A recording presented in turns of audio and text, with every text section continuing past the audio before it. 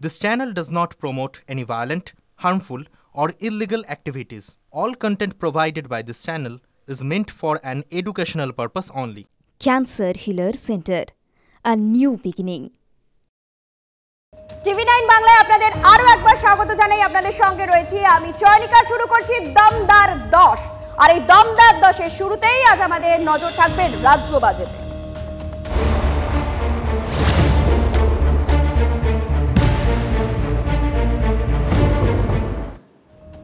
আজ রাজ্য বাজেট বিধানসভায় বাজেট পেশ করতে চলেছেন অর্থ প্রতিমন্ত্রী চন্দ্রিমা ভট্টাচার্য। 2026-এর বিধানসভা নির্বাচনের আগেই এটাই মমতা বন্দ্যোপাধ্যায়ের সরকারের শেষ পূর্ণাঙ্গ বাজেট। এই পূর্ণাঙ্গ বাজেটে কোন কোন বিষয়ের উপর জোর দেওয়া হতে পারে জানবার চেষ্টা করব। আমাদের সঙ্গে রয়েছেন আমাদের প্রতিনিধি প্রদীপ্ত। বিকেল 4টের সময় চন্দ্রিমা ভট্টাচার্য এই বাজেট পেশ করবেন। মমতা বন্দ্যোপাধ্যায় তার আগে 3:30 এবং 3:45 মিনিটের দুটো ক্যাবিনেট করবেন এবং তারপর বাজেট পেশ করবেন। প্রথা মাফিক অর্থ দপ্তরের স্বাধীন দায়িত্বপ্রাপ্ত প্রতিমন্ত্রী চন্দ্রিমা ভট্টাচার্য। খুব স্বাভাবিকভাবেই নজর রয়েছে 2026 সালের যে নির্বাচন রয়েছে সেই মুখী বাজেট হয় কিনা, লক্ষ্মীর ভান্ডারে ভাতা বাড়বে কিনা সেদিকে চর্চা রয়েছে। তার পাশাপাশি রাজ্যের যে সরকারি কর্মচারীদের ডিএ বাড়বে কিনা সেদিকেও যেমন নজর রয়েছে। আর তার সঙ্গে আবাস যোজনা, যেটার উপরে মমতা বন্দ্যোপাধ্যায়ের সরকার খুব বেশি করে গুরুত্ব দিচ্ছে, ফলে সেদিকেও বাজেট বরাদ্দ কতটা বাড়ে তা নিয়ে যেমন চর্চা রয়েছে। খুব স্বাভাবিকভাবে এই দিকে যদি নজর দিতে হয় তাহলে রাজ্যের গ্রাম উন্নয়ন ও পঞ্চায়েত দপ্তরের বাজেটকে বরাদ্দ করতে হবে এবং যা শোনা যাচ্ছে এখনো পর্যন্ত তাতে এই দপ্তরে প্রায় 30,000 কোটি টাকা বরাদ্দ করতে চলেছে মমতা বন্দ্যোপাধ্যায়ের সরকার। আর ফলে আবাস যোজনার উপরে যে তারা খুব বেশি করে জোর দিচ্ছে আর তা নিয়ে কোনো সন্দেহ নেই, অন্তত প্রশাসনিক মহল সে কথা বলছে। তার পাশাপাশি নবান্নের একাধিক আধিকারিক কথাও বলছে যে শুধুমাত্র চমক দিতে গেলে চলবে না, তার কারণ রাজ্যের যে আর্থিক অবস্থা রয়েছে সেদিকেও নজর রাখতে হচ্ছে সরকারকে। তার কারণ স্থায়ী পরিকাঠামো কোথাও বাধাপ্রাপ্ত হবে না তো বিভিন্ন বিষয়ের প্রতিশ্রুতিকে রাখতে গিয়ে, ফলে একদিকে যেমন প্রতিশ্রুতি থাকবে আর নির্বাচনের কথা মাথায় রেখে 2026 সালের, তার সঙ্গে কোথাও গিয়ে যাতে স্থায়ী পরিকাঠামো কোথাও সমস্যা না হয়, ভারসাম্যের একটা বাজেট তারা করতে চায় এমনটাই জানা যাচ্ছে। গতকাল শোভনদেব চট্টোপাধ্যায় রাজ্যের পরিষদীয় মন্ত্রী তিনি যে কথা জানিয়েছেন যে মমতা বন্দ্যোপাধ্যায় সবসময় চান যারা তৃণমূল স্তরের মানুষ রয়েছেন, অর্থাৎ যারা পিছিয়ে পড়া মানুষ, তাদেরকে সামনে সারিতে নিয়ে আসবেন এবং সেইভাবেই কিন্তু এবারেরও বাজেট সেভাবেই তৈরি করা হচ্ছে। বাজেটের অভিমুখও সেদিকে আমাদের সকলেরই নজর থাকবে বিকেল 4টের সময়। আপাতত তোমাকে ধন্যবাদ। কথা বলছিলাম আমাদের প্রতিনিধি প্রদীপ্তর সঙ্গে। 2026 সালে বিধানসভা নির্বাচন, তার আগে মমতা বন্দ্যোপাধ্যায়ের সরকারের শেষ পূর্ণাঙ্গ বাজেট। এই পূর্ণাঙ্গ বাজেটকে ঘিরে সাধারণ মানুষের কি প্রত্যাশা, সরকারি কর্মচারীরাই বা কি চাইছেন আপনাদের শোনাই ব্যাক টু ব্যাক।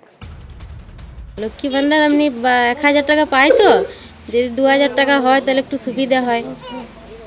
আমাদের কাজযোগ তো নাই, স্বামীদের কাজযোগ নাই ভালো। লক্ষ্মী ভান্ডারটা আমাদের চাই, এইটা আমাদের ছাড়া চলবে না। আরে বাড়িতেও চাই, এটা যেমন 2500 টাকা হয়, এটা আমাদের চাই। কষ্ট করে চলছে, কিন্তু আমাদের আরও বাড়ালে ভালো হয়, আমরা সংসারে কাজে লাগাতে পারবো। আমাদের লক্ষ্মী ভান্ডারটা আর একটু বাড়লে ভালো হতো। আমাদের অনেকটা সুযোগ সুবিধা হচ্ছে, কিন্তু আরও একটু বেশি হতো। কেন আমরা লোকের বাড়ি কাজ করে খাই, লক্ষ্মী ভান্ডার সব সঞ্চয় একখানে যোগ করে আমাদের সংসারটি কোনোরকম চলে। জিনিসের দাম তো তরতর করে বাড়ছে, সেইটা কমানো হোক আর লক্ষ্মী ভান্ডার যেমন বাড়ে, এইটাই চাই আমরা, আর কিছু চাই না। শরীর খারাপ হলে দেখাতে এই চেম্বারে 300 আর ওষুধ তো একদম আগে 1500, তখন আবার কোথাও থাকলে তুলে আনি।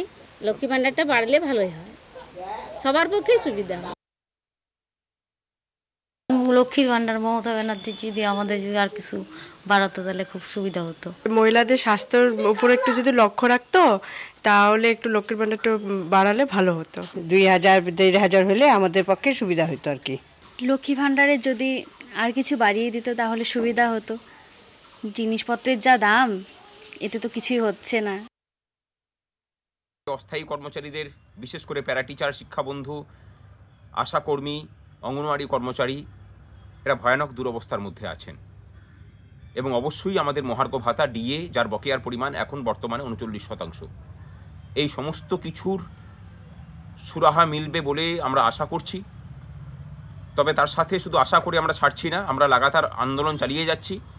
যদি বাজেটে আমাদের প্রত্যাশা পূরণ না হয় তাহলে আগামী দিনে ভয়ানক আন্দোলনের সম্মুখীন হওয়ার জন্য রাজ্য যেন প্রস্তুত থাকে। এদিকে রাজ্য বাজেট ঘিরে রাজনৈতিক মহলের কি প্রতিক্রিয়া, শাসক দল বিরোধী পক্ষ কি বলছে শোনাবো। বাংলার মানুষের চাহিদা মতো কিছু না থাকলে শুধু ভাতা বাড়িয়ে হবে না। 500 টাকার ভাতা বাড়ানোর পরিকল্পনা করছেন, এখন এফেক্ট দেবেন না, উনি এফেক্ট ভোটের ঠিক আগে আগে দেবেন। কাল থাকবে এগুলো, কালকে আর চিরকুটে থাকবে না। 3% ডিএ বৃদ্ধি থাকতে পারে, হয়তো আমি বলার পরে এটা 4 হয়ে যেতে পারে। তো আমরা কেন্দ্রীয় হারে চাই, চাকরির কোনো গল্প থাকবে না, কারণ ওবিসি নিয়ে যা করে দিয়েছেন ভণ্ডু হয়ে গেছে। লক্ষ্মীর ভান্ডার ধরনের যে বামপন্থীরা সুযোগ পেলে সব মানুষের জন্য সামাজিক প্রকল্প চলবে। পাবলিকের টাকা, আমার আপনার টাকা, তৃণমূলের টাকা নয়। ওই টাকা মদনে গেঞ্জি পরে খাবে, ববি হাকিম একরকমভাবে কে তোয়ালে মুড়ে খাবে, কে আধশোয়া হয়ে খাবে, তার বদলে ওই টাকা যদি আমার আপনার কাছে আসে খারাপ হয় না। কিন্তু সরকারের কাজ মানুষকে বিভিন্ন রকম সামাজিক সহায়তা যেমন করা, তেমনি চাকরির বন্দোবস্ত করা, তেমনি স্কুল কলেজ হাসপাতাল গড়া, সেই সমস্ত সামগ্রিকতার প্রশ্নে তৃণমূল সরকার ফেল করছে। কত কি বাড়বে জানি না, আমি চাই লক্ষ্মীর ভান্ডারের নামে যে স্কিমটা চলছে 5000 টাকা করে দেওয়া হোক প্রত্যেকটা মায়ের হাতে, যেটা দেওয়া হচ্ছে বোনের হাতে।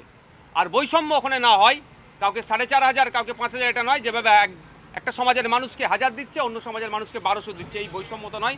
5000 টাকা করে লক্ষ্মীর ভান্ডার দেওয়া হোক। লক্ষ্মীর ভান্ডারের কি বরাদ্দ বৃদ্ধি হতে পারে? এইসব বিষয়ে আমাদের বক্তব্য রাখার কোনো অবকাশই নেই।